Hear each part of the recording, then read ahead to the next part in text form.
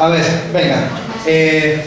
Hoy vamos a, después de las tres primeras clases donde hemos hablado de diferentes problemas en relación con la filosofía de la mente, ¿no? El problema de la identidad personal, el problema de la causalidad mental y el problema de la interacción, vamos hoy a hablar de digamos, de la gran familia de las teorías computacionales de la mente, que ha sido la gran familia que ha marcado el debate de la filosofía analítica de la mente del siglo XX. La idea de una computadora que sea capaz de mecanizar la facultad del entendimiento es una idea que se remonta prácticamente hasta Ramon Llull en el siglo XIII, en su famoso texto La Ars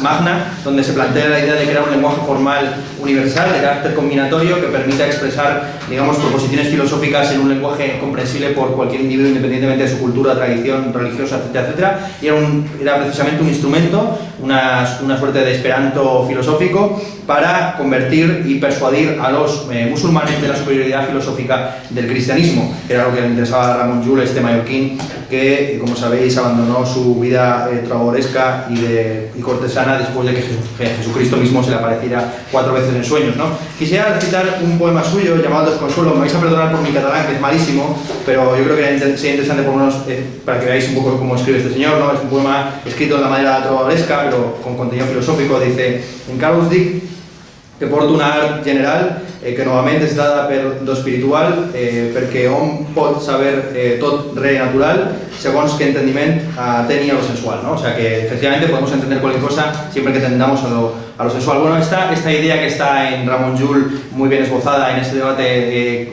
filosófico-teológico, digamos, de la conquista de Mallorca, lo vemos también en el caso de John Wilkins, en su famoso texto Mercury of the Secret and Swift Messenger, o sea, Mercurio o el mensajero sutil y secreto, en el que se plantea la idea nuevamente de una lengua sintética de uso universal, pero también es el libro que marca las bases de la criptografía, o sea, precisamente del enmascaramiento de la escritura, acudiendo a un determinado mecanismo combinatorio de escritura dada, ¿no?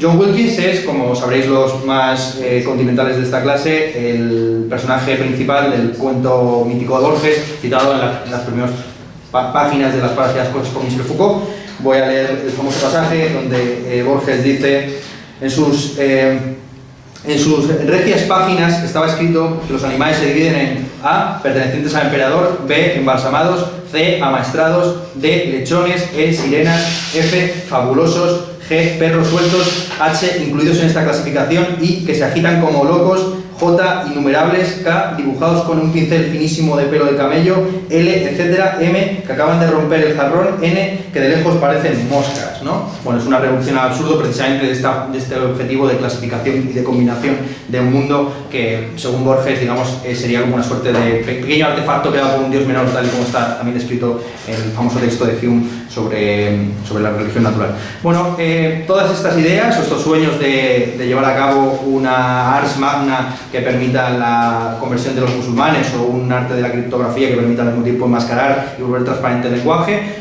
sintetizan o colapsan en la famosa división que establece Leibniz entre, por un lado, la característica universalis y, por otro lado, el calculus rationator, que, como dice en el capítulo 4, ¿no?, de los nuevos ensayos sobre el entendimiento humano, nos permitiría al mismo tiempo calcular el valor de verdad de los enunciados ya dados, lo que se llama el ars judicandi, y al mismo tiempo descubrir nuevos enunciados a partir de ellos, lo que se conoce como el ars inveniendi. Bueno, Leibniz es interesante en la medida en que influye de manera decisiva en la construcción de la lógica moderna en el siglo XIX, sobre todo en los lógicos alemanes, ¿no?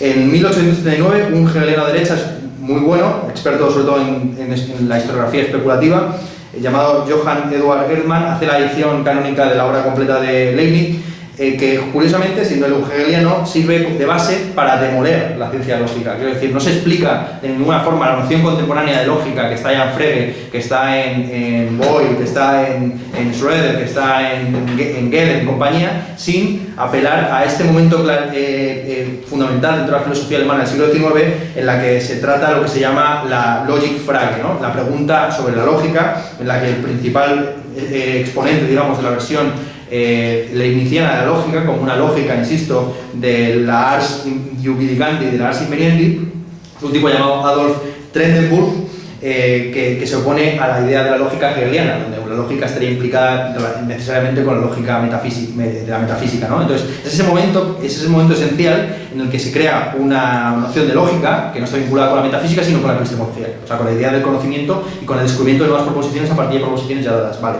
Esto, por supuesto, ya lo desarrolla de una manera mucho más precisa Boyle, que es el padre, digamos, de la teoría lógica contemporánea, sin conocer el texto de Leibniz. De hecho, cuando a la viuda de Boyle le mostraron los textos de Leibniz, dijo que es como si Leibniz le hubiera lanzado una high five a su marido a través de los siglos, ¿no? O sea, que hubiera chocado ahí la mano, digamos, en plan, toma esa, ahí va.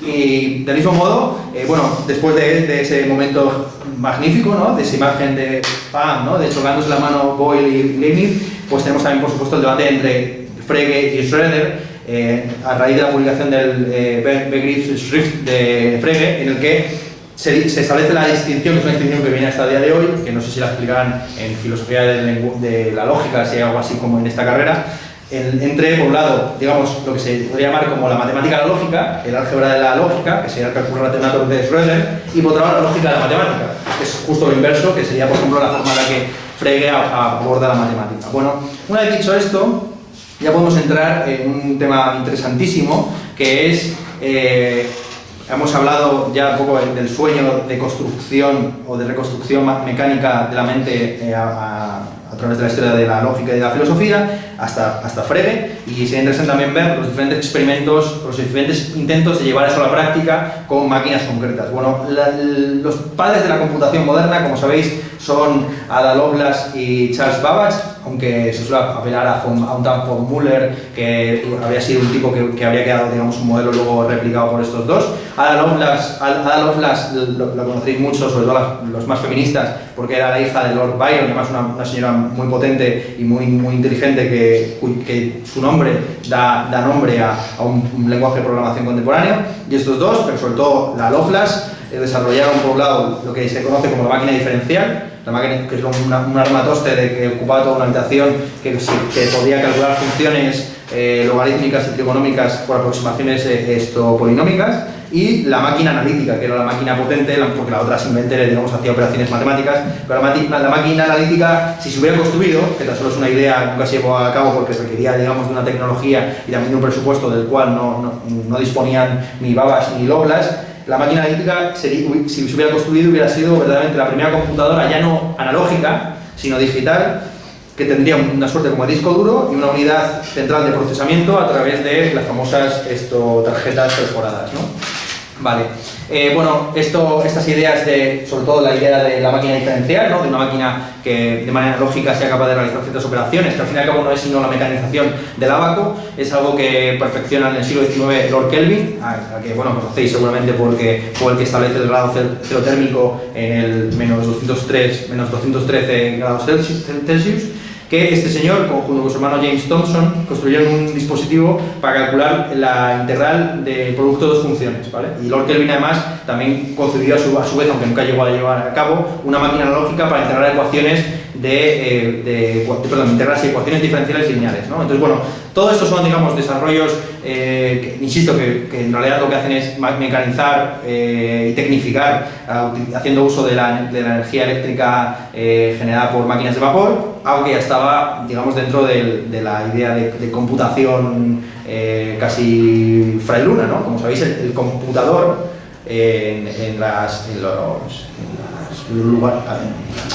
los monasterios de reclusión de monjes era el tipo que se llevaba la cuenta, pero era un individuo, ¿no? Que lo hacía con ayuda del ábaco o como fuera, ¿no? Vale. Bueno, inevitablemente, ya entrando en el siglo XX, el momento mitológico, digamos, del origen de las computadoras modernas es la tríada, digamos, la colaboración entre tres grandes titanes de la misma. Por un lado, Max Neumann, y por otro lado Thomas Flowers, que era el que desarrolló todo el hardware, y Alan Turing durante la Segunda Guerra Mundial en el parque de Bletchley, donde construyeron una máquina conocida como el Coloso, que les ayudó a descifrar, por un lado, el código Enigma, que era el código mediante el cual los nazis iban lanzando mensajes a sus submarinos, y por otro lado, otro código mucho más interesante y perfeccionado, porque iba modificando, digamos, el modo de encriptación de los mensajes, conocido como tuning. ¿no? Entonces, tanto Enigma como Turing fueron desencriptados y analizados por el Coloso. Se calcula, un historiador llamado Hinsley calcula que el desencriptamiento de los mensajes nazis hizo que la Segunda Guerra Mundial durara 2 años menos de lo que realmente duró. Bueno, de hecho, puede que incluso lo hubieran ganado los nazis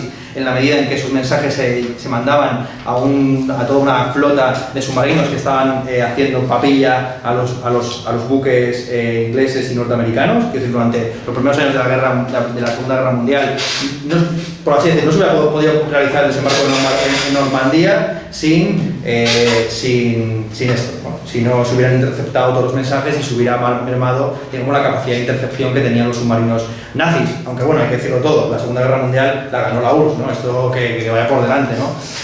Vale.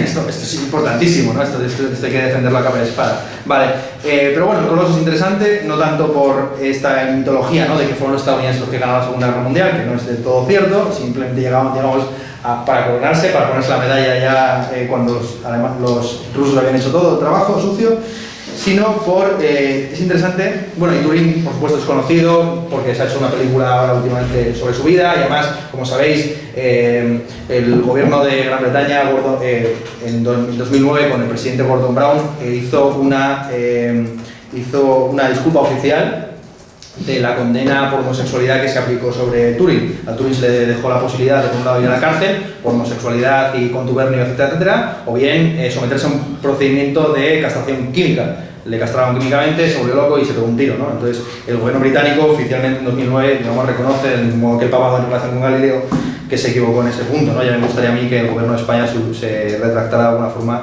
de los famosos disparos que le tiraron a García Lorca, ¿no? Bueno, lo interesante del Coloso, insisto, es que no solamente permitía analizar lo que se conoce como el will setting, o sea, el setting concreto de las ruedas de encriptamiento, sino también era capaz de determinar los patrones mismos de ese encriptamiento, ¿no? Bueno, no voy a explicar mucho más porque sería meterse mucho detalle a lo mejor sobre este tema, pero para que os hagáis un poco la idea de cómo funcionaba el Coloso. Vale, en relación con esto, en paralelo, digamos, a este desarrollo tecnológico, pero de ninguna forma, digamos, generándolo, está el momento fundacional de la teoría computacional moderna y de las matemáticas y de la relación entre matemática y lógica moderna, que es todos los artículos que se fueron publicando en los años 30 en relación con el intento de formalización del concepto de procedimiento mecánico, procedimiento eficiente en matemáticas, ¿no? Entonces hay una generación ahí de titanes, o de hombres que son dioses prácticamente, ¿no? Como es pues Alonzo Church con su desarrollo del cálculo lambda, Gödel con la idea de función recursiva, Stephen Kleene. Normalmente suelo mencionar solamente a Church y a Turing, en detrimento, por ejemplo, de Gödel con lo de las funciones recursivas, o de Kleene con la idea del sistema formal, o los famosos algoritmos Markov. Pero lo más interesante de todos estos es que, en paralelo, prácticamente sin conocerse entre ellos, bueno, en el caso, hay que decir una cosa, Turing trabaja a partir de Gödel, pero en general, prácticamente todos estos autores trabajan en paralelo y intentan definir la misma idea, que es la idea de procedimiento mecánico, y curiosamente, partiendo de diferentes ideas, o sea, unos desarrollan máquinas, otros algoritmos, otros conceptos de sistema formal, la idea de un cálculo, otras funciones recursivas, pero sin embargo, todas estas definiciones se colapsan, y es lo que muestra digamos, el carácter absolutamente robusto y esencial que tiene lo que estaban definiendo, ¿no? Bueno, la idea muy básica, vale, la pregunta es ¿por qué de repente en los años 30 a todos estos personajes les dio por obsesionar sobre estos temas, ¿no? Y trabajar sobre estos temas? Bueno, todo esto viene claramente de la propuesta de David Hilbert, mejor dicho, el desafío que lanza David Hilbert a comienzo del siglo, de solucionar lo que se conoce como el Entscheidungsproblem, ¿no? El problema de la decisión, que se puede formular de la siguiente forma, ¿no? Dado un enunciado bien formado en un determinado sistema, es posible determinar mecánicamente si ese enunciado es satisfacible o decidible, esto es verdadero o falso dentro de ese sistema. Claro, entonces,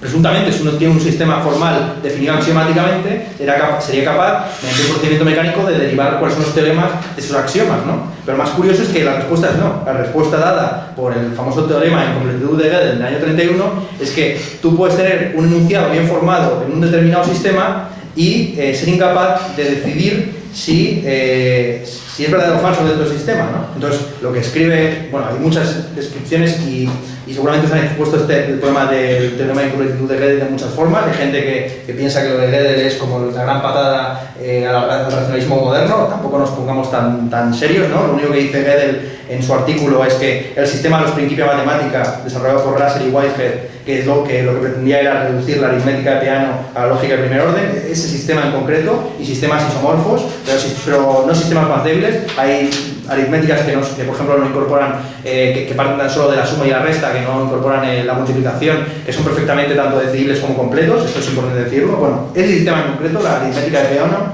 es o bien decidible o bien completo, pero si es decidible es incompleto porque hay teoremas que no se pueden demostrar mecánicamente, o bien es completo pero es indecidible, ¿vale? Porque, digamos, abarca todos los teoremas, pero no todos los teoremas se pueden derivar de manera mecánica. Bueno, esto insisto que yo no puedo dar clase de todo, o sea, quiero decir, a mí me encantaría hablar así permanentemente de filosofía catalana y de filosofía analógica y tal, pero bueno, esto preguntárselo a los profesores que les competan, ¿no? Bueno, si no lo conocéis con detalle, ¿no?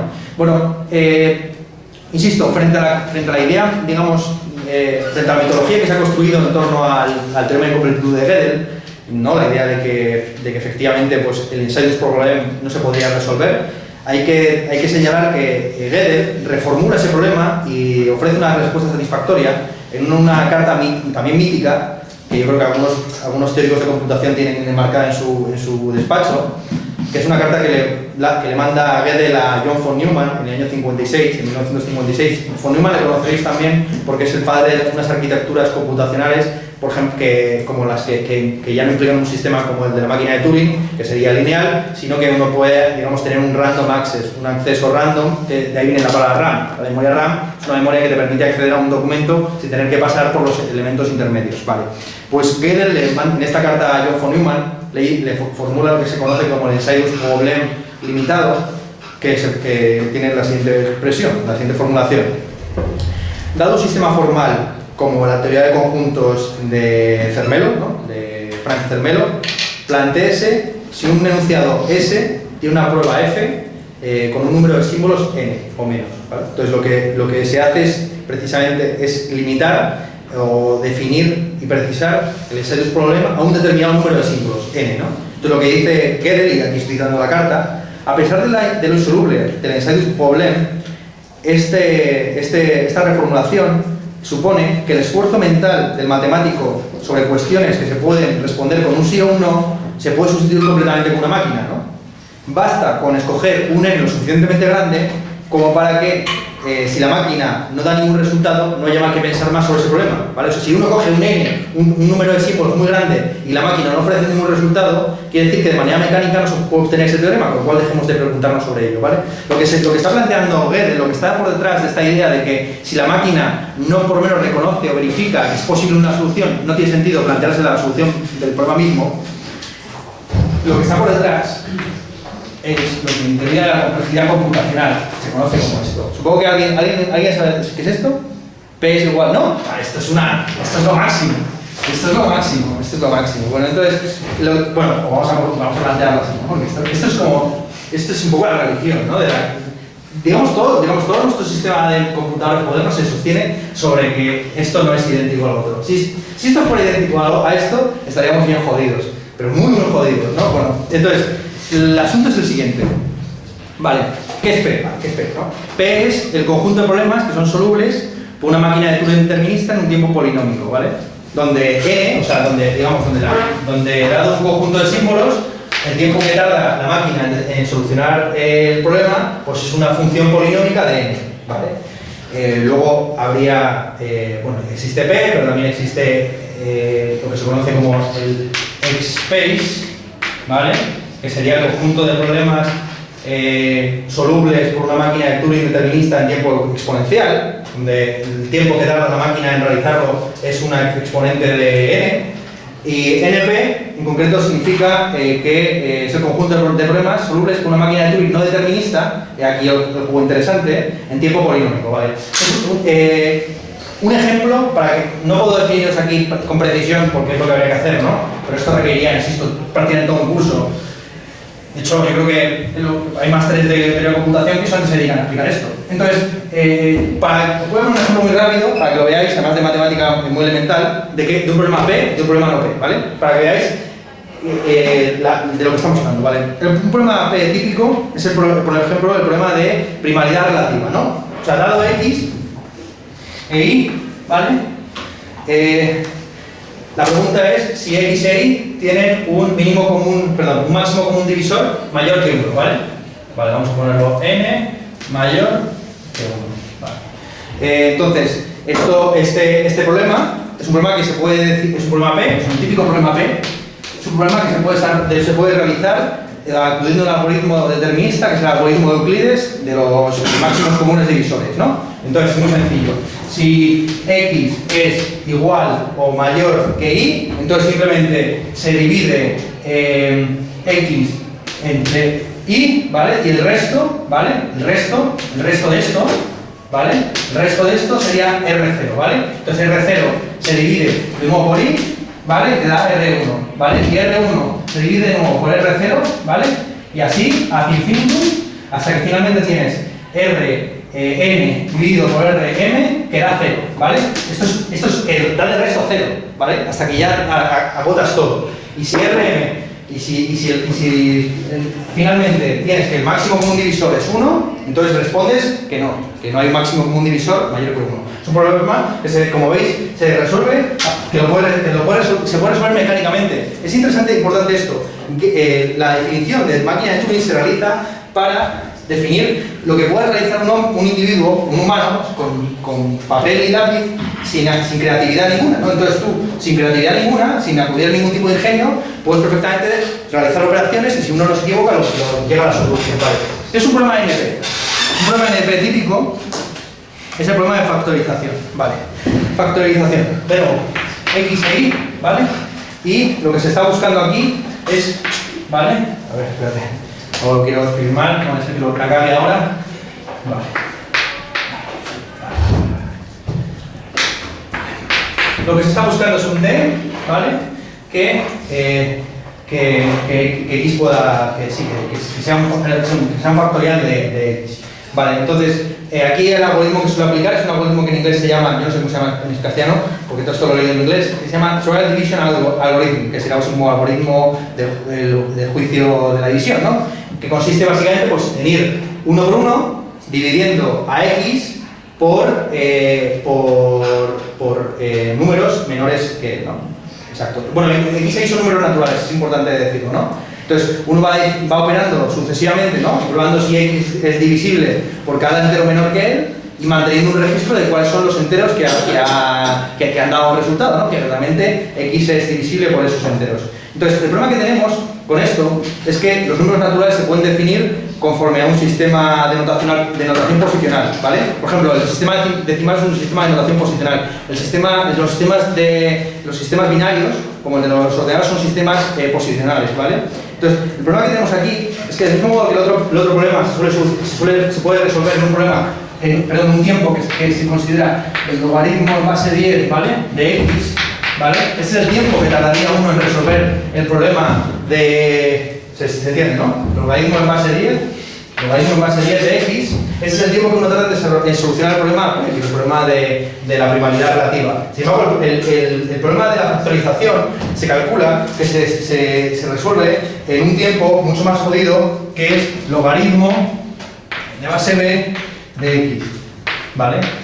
Para que sepáis algo un poco de logaritmos y tal, esto te complica muchísimo la vida, porque, por ejemplo, si uno describe un número natural en un código binario de, por ejemplo, 60 dígitos, ¿vale? O sea, uno empieza 1, 0, 1, 0, 0, 1, 0, 0, ¿vale? Hasta 60, el tiempo que te lleva por precisamente esto, ¿vale? El tiempo que te lleva, la longitud de la expresión de salida. Es que tengo muy poco tiempo, macho. La longitud de la expresión de salida es tan grande como... Es un número, es tan grande... es un número mayor, ¿vale?, que el número de segundos que tiene el universo.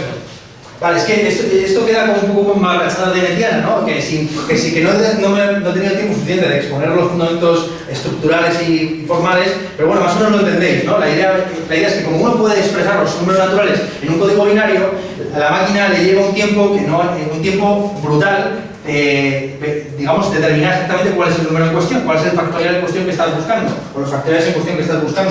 Con lo cual, si uno utiliza, por ejemplo, si uno puede perfectamente convertir un problema intratable, como es este tan sencillo de los factoriales, que un individuo humano puede realizar en pocos segundos, lo puedes convertir en absolutamente intratable simplemente describiéndolo en código binario con muchas cifras. De hecho, los sistemas de encriptamiento contemporáneos, pero los que utiliza la NASA, que utiliza cualquier sistema de defensa, el sistema de defensa de Estados Unidos, se calcula que tiene más horas de base 400 dígitos. Entonces tú puedes encriptar cualquier tipo de información en 400 dígitos o más, y el tiempo que va a tardar la máquina, cualquier máquina mecánicamente en resolver ese problema, en tratar ese problema, lleva más tiempo que la edad del universo, en términos de Planck, la edad total del universo, ¿no? O sea, con lo cual, en esto se basa precisamente toda la criptografía moderna. La criptografía moderna, y por ejemplo incluso hasta el nivel de los CAPTCHA más básicos, que consiste en que están encriptados con un código binario que permite verificarlos, o sea, saber si existe o no existe respuesta, pero el número de tiempo que te llevaría a determinar la respuesta concreta, o sea, sabes que hay una respuesta, pero no sabes cuál es la respuesta, con lo cual, y en eso consiste. Es decir, si P, volvemos a lo mismo, ¿no? Si P es igual a NP, quiero decir, si verdaderamente todos los problemas que se pueden resolver con una máquina de Turing no determinista son iguales a las que se pueden resolver con una máquina de Turing determinista, bueno, todo caería todo, o sea, sería el fin del mundo, sería la verdadera revolución, ¿no? Esa sería la verdadera revolución. De hecho, los matemáticos, los que están tratando de tener complejidad computacional, no hacen más que trabajar sobre este tema, porque es apabullante, aunque es apabullante que conociendo tantos problemas NP típicos, como este de la factorización, o como el problema de satisfacibilidad de Boyle, etcétera, etcétera, todavía no se haya dado ningún caso típico en el que efectivamente P sea igual a NP. O sea, con que haya un caso nada más, tenemos como unos 520 o por ahí más o menos de problemas que son típicamente NP, ¿no? Si uno de ellos es reducible a P, ya empieza toda la jodienda. Ya puedes generalizarlo, por ejemplo, diagonalizar la manera de Cantor, hacer cosas muy bestias, ¿no? Vale. Bueno, aquí termina ya la parte más mamarracha, digamos, de mi exposición, y vamos ya a la parte más, por así decir, filosófica y argumentada, ¿no? Esto es pura, como habéis visto, se trata simplemente de pura religiosidad, ¿no? De que cómo os hacéis los números y ya está, ¿no? Ya está, ahí que los adoréis, y para elegir si tenéis que elegir algún dios, pues elegid este, ¿no? Por ejemplo. Vale. Ahora entramos ya, digamos, en la parte más filosófica, porque claro, hasta aquí hemos hablado de las máquinas de Turing en un sentido computacional del término, pero lo interesante de Turing es que, pues bueno, publicó un artículo en los años 50, en concreto en 1950, en la revista Mind, en el que era un artículo no técnico, sino, digamos, más bien divulgativo y especulativo, en el que planteaba el famoso test de Turing, que no tiene nada que ver con esto, es una cosa paralela. De hecho, es curioso que, habiendo influido tanto en la teoría de la mente moderna, la test de Turing, nadie haya tratado todo este tema de la complejidad computacional, que para algunos es esencial. O sea, para algunos, si NP es igual a P, la creatividad humana quedaría disuelta. O sea, las máquinas no serían capaces simplemente de reconocer grandes composiciones, sino también de crearlas, ¿no? Bueno, efectivamente, sí, sería una jodienda. Bueno, vamos al test de Turing. Lo interesante del test de Turing, como digo, es que se formula en un artículo un poco de divulgación, y de hecho, ya en el año 50 vemos que a Turing se le está empezando a ir un poco la chaveta con el tema del castramiento químico, porque llega a contemplar como objeción al test de Turing, que conocéis todos y que ni siquiera voy a molestarme en exponer, considera que una posible objeción es la telepatía. O sea, él estaba muy influido por un tal J.B. Rhine, que creía en la clarividencia, la precognición y la psicoquinesis, con lo cual, como una de las condiciones del test de Turing es que se realice en una sala a prueba de telepatía, ¿no? De telequinesis, para que, digamos, el individuo humano pueda, digamos, pueda saber efectivamente si hay un cerebro, hay una máquina al otro lado. El test de Turing, como todo el mundo sabe, consiste en comunicarse con otro individuo, que no sé si es una máquina o una persona, a través de un sistema más relativamente cerrado, ¿no? Para que no puedas ver los microchips ni nada por el estilo. Entonces, la predicción que realiza Turing en el año 50 es que dentro de 50 años, o sea, en el año 2000, las computadoras, se podrán construir computadoras con una capacidad de almacenamiento de 10 elevado a 9, de 10 elevado a 9 supone bits, que jueguen o imiten también a los seres humanos como para que tan solo un 70% de ellas la reconozca. Entonces, pasar el test de Turing consiste simplemente en que un 30% de las máquinas no sean reconocidas en una interacción que dure aproximadamente 5 minutos. Esa es la predicción concreta de Turing. Lo más interesante es que cuando llegó el año 2000, y a pesar de que hay un premio que se llama el premio Loebner, todavía las máquinas no se aproximaban ni siquiera ese porcentaje. Es un porcentaje muy bajo, si lo veis. O sea, se trata simplemente que de un conjunto dado de máquinas, tan solo 30 pasen la prueba, ¿no? Por así decir, que no sean reconocidas como tales. Vale, ¿cuáles son las objeciones anticipadas por Turing, aparte de esta graciosa de la telequinesis, en su propio artículo, ¿no? Por un lado está lo que él llama, muy bien llamado, la objeción de Lady Lovelace. Lovelace, la chavala que vimos previamente, hija de Lord Byron y señora muy respetable donde las haya, ¿no?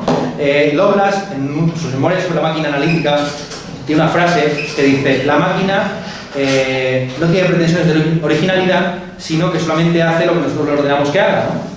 Entonces, digamos, esta objeción sería lo siguiente: la máquina, por mucho que pueda conductualmente, digamos, imitar ciertos patrones de conducta, no es creativa ni tampoco puede aprender. No puede hacer nada que no esté contemplado dentro de sus órdenes, de las órdenes que uno implementa que realice, ¿no? Claro, aquí la contraobjeción, digamos, a esta objeción de Lovelace sería que dado que no somos lógicamente omniscientes, esto es dado que no conocemos todas las consecuencias de las que se derivan de nuestras premisas o de las creencias que nosotros tenemos, precisamente la máquina puede ser creativa en el sentido que nos puede sorprender. Porque todos nosotros, los que estamos aquí en esta sala, supongo que conocemos las leyes básicas de la suma, la resta y la multiplicación y la división, ¿no? Las operaciones básicas de la aritmética. Sin embargo, no sabemos todas las cosas que implican esas leyes, como por ejemplo el último teorema de Fermat, ¿no? Que ha llevado mucho tiempo demostrarlo. O por ejemplo, el ejemplo que suelo poner en estos casos, que vamos, que he visto que podría ser interesante traer a colación, es el ejemplo de una máquina que se desarrolló en los años 50 llamado el lógico, que se le puso se le dio los teoremas de los principios de matemática, ¿vale? Y se le dejó, por así decir, para que ver si podía demostrarlos con una serie de conocimientos, digamos, de lógica elemental, etcétera. Y no solamente demostró 38 los 52 teoremas que están contenidos en los principios de matemática de Russell y Whitehead, sino que en varias ocasiones dio demostraciones mucho más simples y originales, ¿no? Que las dadas por Russell y Whitehead. Con lo cual, vamos a decirlo así, a lo mejor no todos, es como la contraobjeción de Darwin, ¿no? ¿Será usted el que es descendiente de monos, ¿no? Pues yo no sé si todos nosotros somos turinizables en este sentido, pero por lo menos Russell, que era también un señor muy respetable, pues sí que es turinizable en algún sentido, ¿vale? Vale, la otra objeción. Bueno, también se puede sostener una cosa, que es que lo importante de la máquina de Turing, bajo una concepción conductista de la mente, no es si es creativa internamente, sino si es creativa conductualmente. Esto es, si es capaz de reconocer frases que nunca ha percibido y de construirlas, ¿no?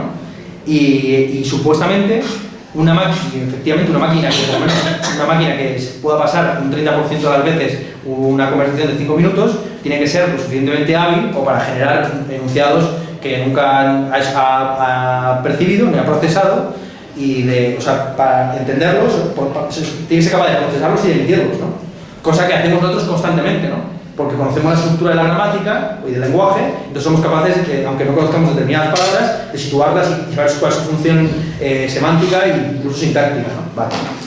Entonces aquí la distinción importante es la distinción entre competencia y rendimiento. Yo traduzco performance como rendimiento para que no haya confusión con temas de Judith Butler y demás, ¿vale? O sea, por un lado competence y performance, que en castellano se puede traducir como competencia y rendimiento. O sea, no importa cuál sea la competencia interna o subjetiva de la máquina, siempre y cuando rinda. Si rinde y efectivamente es creativa en el sentido de que crea nuevas frases que nunca ha procesado, efectivamente se está comportando como un ser humano. Bueno, otra objeción es la objeción que podemos llamar la objeción gödeliana, que es una objeción formulada en primer lugar por un tipo llamado Lucas y luego por Penrose, y que también está contenida en el libro que tenéis que leer para la próxima clase, que es el libro de Hofstadter, de Gödel-Eschenbach. que consiste en que, bueno, del mismo modo que los principios de matemática y la aritmética de Peano tienen enunciados que digamos, no son decidibles dentro de ese sistema completo, en caso de que sea completo, también la máquina encontrará enunciados, encontrará algún tipo de teorema que no pueda desarrollar o decidir de manera mecánica, ¿no? O establecer si es válido o no. Claro, el problema de esta objeción, que es una objeción interesante, porque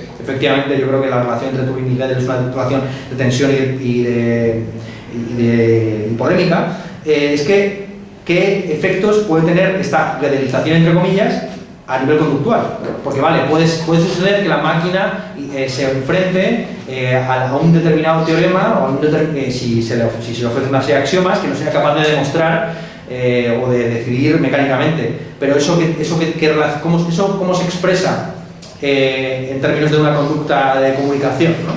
Porque, o sea, ¿cuál sería la frase ante la cual una máquina quedaría rota, ¿no? Sería, por ejemplo, una pregunta del tipo ¿eres un robot? ¿No? Que es la típica paradoja de Epimenides, ¿no? Yo no soy un robot. Esa pregunta, en realidad, el problema que tiene dar cualquier tipo de, o sea, determinar exactamente una frase que dejaría a cabo a la máquina es que los programadores podrían perfectamente, por así decir, descargarse el software, ¿no? Entonces, si la pregunta que da problemas es soy una máquina, te descargas un nuevo software, que es el software de mentir, entonces siempre que se aparezca esa pregunta, pues respondes cualquier cosa, ¿no? Incluso puedes decir sí, en plan coña, ¿no? De sí, lo soy, jajaja, o algo así, no X de LOL, o algo así, vale. Pues claro, se supone que la conversación es una conversación por escrito, vale. Otra objeción, que también anticipa Turing, es la objeción del carácter continuo y analógico del pensamiento, mientras que supuestamente la máquina de Turing es digital, esto es que opera sobre configuraciones discretas, y la contraobjeción que también plantea Turing, pero que a lo mejor es necesario reformular, es si es necesario verdaderamente ese isomorfismo. O sea, si verdaderamente para describir la mente uno tiene que acomodarse perfectamente a sus determinaciones estructurales, o si no vale simplemente con una descripción funcional de las mismas, ¿vale? Y aquí ya la palabra funcional nos remite a la primera de las grandes teorías computacionales del siglo XX, que es la teoría funcionalista. Bueno, aquí podríamos exponer también como contraejemplo como objeción y contraejemplo a la máquina de Turing los argumentos que se derivan del teorema de Bayes, pero el problema es que no tengo tiempo y no quiero volver a hacer este ejercicio de chamanismo matemático, con lo cual el desafío que yo lanzo para la gente que le interese, por ejemplo, la teoría de la probabilidad, etcétera, etcétera, supongo que Mauricio Suárez lo podría explicar en clase o preguntarle sobre el tema, ¿no? Es cuál es la importancia que tiene el teorema de Bayes para la teoría del aprendizaje, ¿no? El teorema de Bayes describe una forma precisa que está considerada la aproximación más verosímil a la forma en la que nosotros aprendemos. Según el teorema de Bayes, el aprendizaje consiste en ir acomodando las probabilidades que uno proyecta sobre el mundo a las frecuencias que uno observa, ¿no? Entonces, por así decir, tú das una determinada probabilidad a que la moneda saca cara y vas acomodando esa probabilidad a la frecuencia observable. Y es así como, digamos, funciona el aprendizaje. El aprendizaje es un acomodamiento de las probabilidades dadas y de las probabilidades observables frecuencialmente, ¿vale? Pero bueno, yo lo lanzo como desafío. Si alguien en lugar del trabajo de la semana que viene quiere traer una exposición rigurosa del teorema de Bayes, lo puede hacer perfectamente, ¿vale? Es un desafío que lanzo seriamente, ¿vale? También como objeción al test de Turing, pero que no voy a exponer porque ya lo habéis leído, está el experimento de la habitación china de Searle, luego también desarrollado por un tal Ned Block, que ya hemos hablado creo alguna vez. Bueno, vamos ya con las posiciones filosóficas concretas de carácter funcionalista. Pero antes que nada quisiera señalar 5 limitaciones o restricciones del modelo computacional clásico, que es este modelo computacional desarrollado por Turing. Por un lado, es que tan solo contempla, digamos, inputs y outputs de carácter simbólico. Esto es que nos explica el problema que ya vimos en clase de la mentalidad causal, o sea, de cómo hay interacción entre estímulos simbólicos y respuestas motoras, pero eso sería fácil. Son problemas que simplemente expongo, que no desarrollo, porque hay soluciones endógenas muy visibles y que además de carácter técnico, ¿vale? Bueno, otra objeción es que la máquina tiene idealmente, en el ejemplo de Turing, una memoria infinita, la nuestra es finita, pero también se pueden construir máquinas con memoria finita que pueden más o menos acomodarse a nuestra conducta. La tercera objeción es que, insisto, objeciones endógenas fácilmente solubles desde dentro del propio paradigma turiniano, es que las computadoras modernas tienen un acceso random, lo de la memoria RAM, mientras que la memoria de Turing es una memoria que pasa por los estados intermedios, es una memoria lineal. Por otro lado, que la memoria opera serialmente en lugar de paralelamente. Se supone que una descripción de nuestra mente, tanto que red neuronal tendría que contemplar la posibilidad de operaciones mentales paralelas, ¿no? Lo cual no está, digamos, algo que uno conciba que la mente son varias máquinas de Turing en paralelo operando, eso no está contemplado en el experimento inicial de Turing. Y por último, que efectivamente la máquina de Turing, la simple, es determinista y no estocástica, pero como ya hemos visto, en teoría de la complejidad computacional sí que se habla y se desarrolla permanentemente, aunque no sea construible, la idea de una máquina no determinista, ¿vale? Es una máquina que evalúe los dos cauces, a la hora de tomar una decisión, sea capaz de evaluar los dos cauces de decisión y pare cuando por una de las dos ramas o de las 4 o 5 que vayan apareciendo se obtenga un resultado, ¿no? Que es lo de la factorialización. O sea, cuando uno factorializa lo que está haciendo es abriendo diferentes posibilidades o cauces de análisis y cuando uno llega, digamos, a un resultado en una de sus determinadas ramas, para toda la operación en conjunto. El problema de la máquina de Turing determinista es que seguiría funcionando en algunas de las otras ramas. Solo se pararía en concreto la que ha ido desarrollándose por ahí. Vale. Bueno, pues unas teorías funcionales que surgen, digamos, de estas inspiradas por Turing. Bueno, en primer lugar, por supuesto, Putnam. Ya hemos hablado de los funcionalismo en clases previas, con lo cual voy a ir muy rápido también por falta de tiempo. Putnam, como sabéis, bueno, Putnam, esto no lo sabéis, lo digo ahora, o a lo mejor sí, pero bueno, por si acaso, es que él dice que la mente básicamente es una máquina de Turing no determinista, lo que hemos dicho previamente, ¿no? Una máquina que es capaz de evaluar diferentes cauces en una valoración dada, lo cual soluciona, por supuesto, lo cual esta concepción de la mente como máquina de Turing no determinista soluciona, por un lado, los problemas que tenía en aquella época las teorías conductistas de la mente, ¿no? Que establecían una relación directa entre un estado mental y un patrón de conducta. Aquí la relación sería entre un estado mental y una determinada relación de patrones de conducta, una especie como de patrón de conducta de segundo grado. Y también soluciona los problemas que se le planteaban a lo que se conoce como la Type Identity Theory, o sea, la teoría de la identidad type, la teoría de identidad según la cual los tipos cerebrales coinciden con los tipos mentales uno a uno, ¿no? De manera unívoca y estricta, ¿vale? Que es la objeción de la múltiple realizabilidad, ¿no? Que ya vimos en la clase previa, que consiste en la objeción de la múltiple realizabilidad planteada por Fodor en relación con los debates de aquella época sobre la reducción interteórica en filosofía de la ciencia, en concreto la teoría de los puentes entre diferentes teorías de la ciencia, teorías científicas de Nagel, ¿no? Es la objeción básica de que los tipos mentales tan solo se pueden reducir a un conjunto de disyunciones de tipos cerebrales, ¿no? Y esa disyunción tiene que ser lo suficientemente amplia como para contemplar toda la plasticidad del cerebro humano, ¿no? Y en la medida en que es amplísima, es muy difícil que coincida con un tipo natural de carácter cerebral. Esto lo comentamos en la clase previa, con lo cual me remito a lo que ya dije, ¿no? Vale, lo que no planteé entonces son las objeciones que se plantean a esta idea de que como la mente es múltiple, es realizable de manera múltiple y no solamente se realiza a nivel cerebral, sino que también la pueden reproducir las máquinas, lo pueden reproducir los computadores, etcétera, o sea, la posibilidad de la inteligencia artificial. La principal objeción contra la idea de que la múltiple realizabilidad sería un impedimento para la reducción interteórica, la reducción de las explicaciones psicológicas a las explicaciones biológicas, es una objeción típica, que es que ya tenemos casos de reducción teórica con múltiple realizabilidad. El ejemplo más clásico de reducción teórica de un nivel a otro con múltiple realizabilidad es la reducción de la temperatura a funciones termodinámicas, ¿no? Entonces la temperatura en un gas es igual a la energía cinética media, en un sólido es igual a la máxima energía cinética media, que es algo distinto, en un plasma es algo absolutamente distinto porque ni siquiera hay moléculas, y en el vacío también hay posibilidad de temperatura del cuerpo negro. Pero en todos estos casos estamos hablando de que la temperatura se realiza en diferentes estructuras, pero aunque funcionalmente son descritas del mismo modo por las mismas ecuaciones de la termodinámica. Me estoy explicando, ¿no? Entonces, la múltiple realizabilidad, la idea de que la misma mente puede ser realizada funcionalmente por diferentes estructuras, en principio, filosóficamente no plantea ninguna objeción a la posibilidad científica de esa reducción, aunque esa reducción se lleve a cabo en la historia de la ciencia en un futuro lejano. Vale. Y otra objeción, en la que tampoco me voy a meter por falta de tiempo, es la objeción, pero que tampoco tiene mucho sentido porque son muchos ejemplos y contraejemplos de casos científicos que en algún momento supongo que se resolverán por la vía de los hechos, es la objeción de la ausencia de identidad funcional interespecífica. O sea que básicamente, aunque uno pueda encontrar otros ejemplos de mentes funcionalmente equivalentes a la muestra en otras especies o en extraterrestres, en caso de que los haya, o en máquinas, etcétera, etcétera,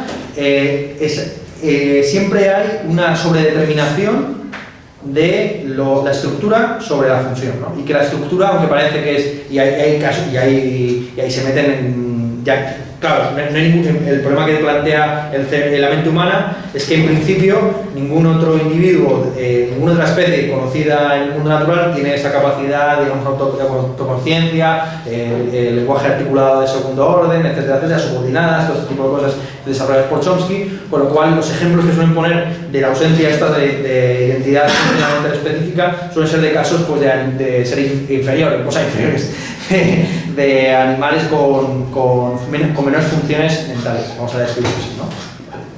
Con lo cual siempre se plantea pues, la excepcionalidad de la mente humana hasta que lleguen los extraterrestres y podamos medirnos con ellos, ¿no? Vale.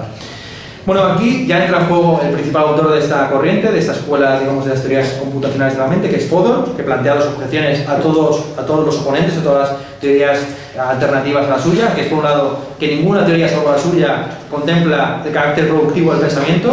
Esto es el ejemplo este es la misma objeción que planteaba Lovelace teóricamente a Turing, o sea que para comprender la mente uno tiene también que comprender el carácter creativo de la misma, ¿vale? Y que esa creatividad y productividad no es algo accesorio o artificial o secundario, sino que es algo que tiene que estar vinculado por leyes estrictas y de carácter nomológico. Y en segundo lugar, que tiene también otra cosa que no explica ninguna teoría según Fodor, según la suya, es la sistematicidad del pensamiento. Básicamente, el pensamiento sistemático, en la medida en que cuando uno piensa Antón besa a Íñigo, de alguna forma también el pensamiento le lleva a Íñigo besa a Antón, ¿no? Entonces, y como en la teoría de Turing o la teoría clásica computacional, esos serían diferentes módulos analizados por la máquina, con lo cual, digamos, habría una relación sistemática entre esos dos enunciados. ¿Cómo se hace cargo y cómo explica esto Fodor en su teoría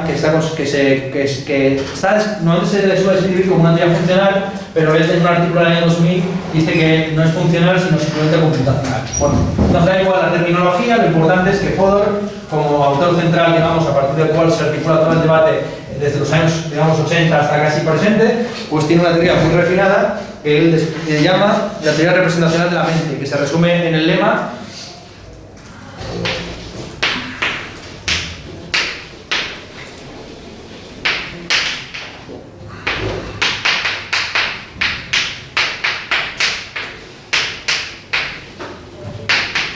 bueno, yo tengo la letra máxima, pero más o menos no computation without representation, que es básicamente un juego de palabras con el famoso lema de la Revolución Norteamericana de no intersection without representation, o sea, no hay impuestos sin representación política, y del mismo modo que no haya computación sin representación simbólica de carácter semántico. Vale, ¿cómo atrapa esta idea, cómo teoriza, cómo sistematiza esta idea de que una teoría computacional también tiene que entrar, digamos, en cuestiones de representación? Vale. Pues voy a plantear de una manera muy formal, porque todas las objeciones se ven muy claras cuando se plantea formalmente, ¿vale? La idea básica es que para cualquier actitud proposicional A, ¿vale? Hay siempre una relación psicológica R, ¿vale? A es una actitud, ¿vale? ¿Vale? R es una relación psicológica, ¿vale? Actitud proposicional, ¿vale? Por ejemplo, una actitud proposicional es la actitud de creencia, deseo, etcétera, todas estas, ¿no? Son las que tienen contenido intencional, ya hablamos de ella, ¿no? La relación psicológica, ¿vale? Que es única y distinta, ¿vale? Y para cada proposición P es una proposición, ¿vale? Y cada sujeto S, esto no requiere más matiz, existe, o sea, S, vamos a decirlo así, S tiene una relación, una determinada actitud proposicional hacia P, solo si hay una determinada representación mental, ¿vale? Que sería esto, sería P entre almohadillas, tal que S, ¿vale? S tiene R respecto a las almohadillas de P, ¿vale? o mejor, o descrito ya de una manera mucho más detallada, sería simplemente S está en una relación A con P, ¿vale? Sí, solo así. S está en una... La relación esta es una relación de actitud proposicional y esta es una relación psicológica, ¿vale? Con las siguientes condiciones, ¿vale?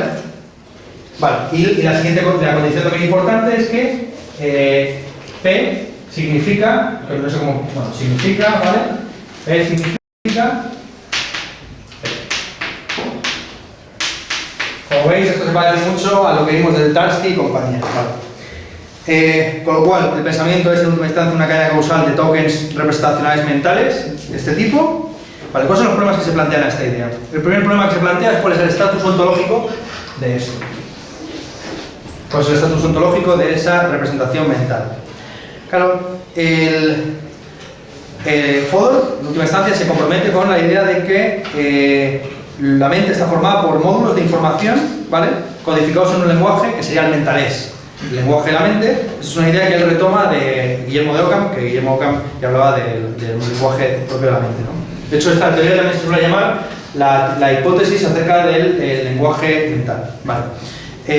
Claro, y la segunda cuestión que se plantea es exactamente por cómo se establece la relación entre la parte sintáctica, porque lo interesante que tiene esta definición, digamos, de la vinculación entre actitudes proposicionales y relaciones psicológicas, es que como pasaba en la de Tarski, es capaz de definir contenido semántico a partir simplemente de la estructura sintáctica, ¿no? Entonces, claro, y el problema que se plantea, igual que el de Tarski, es cómo coño se vinculan los dos elementos. Vale, entonces, Fodor aquí toma una decisión muy extrema, que es decir que el lenguaje mental es innato, ¿no?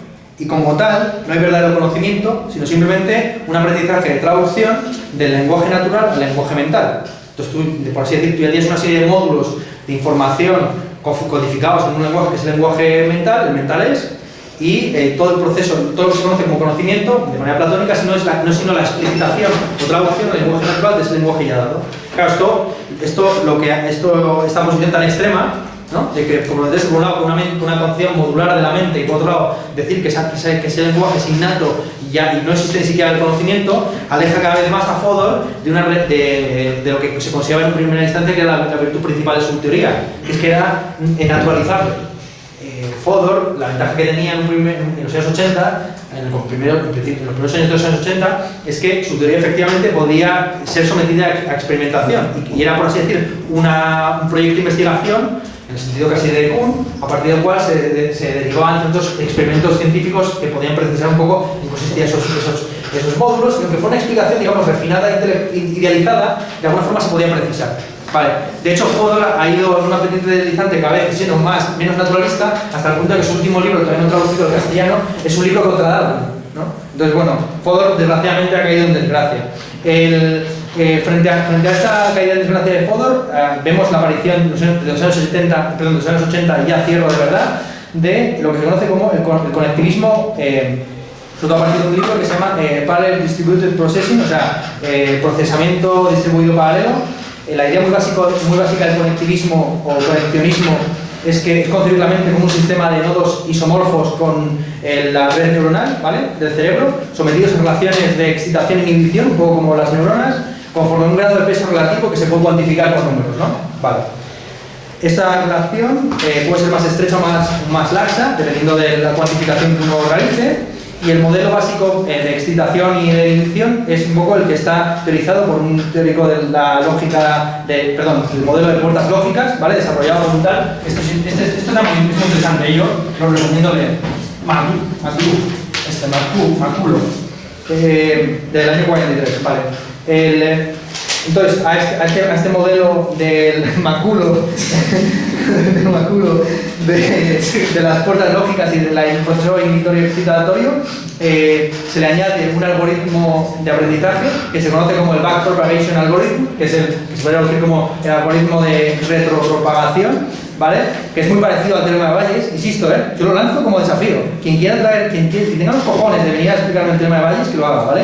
Y también lo lanzo venga, esto es otro desafío. A ver quién se atreve a hacerlo del backpropagation algoritmo.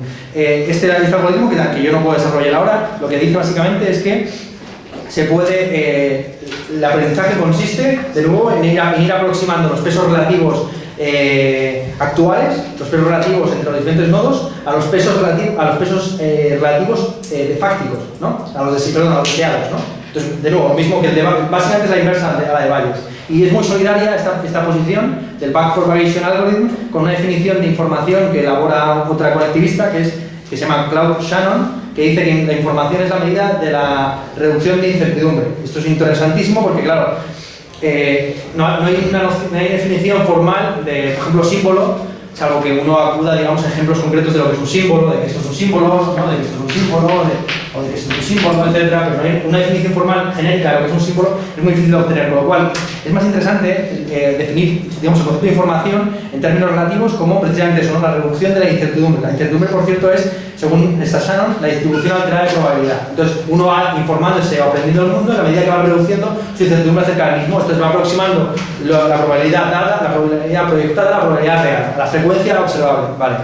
Esta teoría, la teoría conectivista, se ha puesto a ejemplo en una famosa máquina de conjugación de verbos en inglés, desarrollada por los dos principales autores, que es Rumelhart y McCullan. Joder, vaya apellidos que tienen estos. Lo interesante de esta máquina es que sin que tú le des la estructura de la gramática inglesa, simplemente, según vas recibiendo información de verbos conjugados, regulares e irregulares, va generalizando a nuevos verbos. Entonces, y lo más interesante de todo esto es que comete errores típicos de alguien que está aprendiendo inglés, como un niño prácticamente, ¿no? Entonces, cuando por ejemplo le das la palabra, el verbo break, lo conjuga en pasado como broken. O sea, lo sobreregulariza. Lo conjuga al mismo tiempo como irregular y irregular, que es lo que suele pasar, que eso es un error típico, casi como de segundo del British Council. Bueno, y aquí termino, ¿no? La cuestión importante aquí, ya que se plantea, que lo vamos a solucionar, espero, en las siguientes clases, es: ¿este conectivismo es compatible o incompatible con el funcionalismo que hemos visto previamente? La mayor parte de los autores consideran que es compatible y que es simplemente una implementación mucho más precisa relacionada precisamente con la estructura neuronal, o sea que en la medida en que confía, como hemos visto, ¿no?, en un sistema de procesamiento de información distribuido y paralelo, se aproxima mucho más a la verdadera estructura del cerebro frente a la imagen que hemos visto de Fodor, que es casi platónica. Y otros piensan que el conectivismo no es simplemente una implementación, un perfeccionamiento de la teoría funcionalista, sino que es otro paradigma completamente distinto que permite una naturalización de la filosofía de la mente. Entonces, las dos clases que nos quedan de carácter más teórico van a ser, por un lado, problemas concretos del funcionalismo, como los qualia, los zombies, los cerebros, colectivos, etcétera, etcétera, y por otro lado, el desarrollo ya de esa naturalización, donde entraremos, espero, en cuestiones ya más de psicología científica real, ¿no? Bueno, listo, muchas gracias.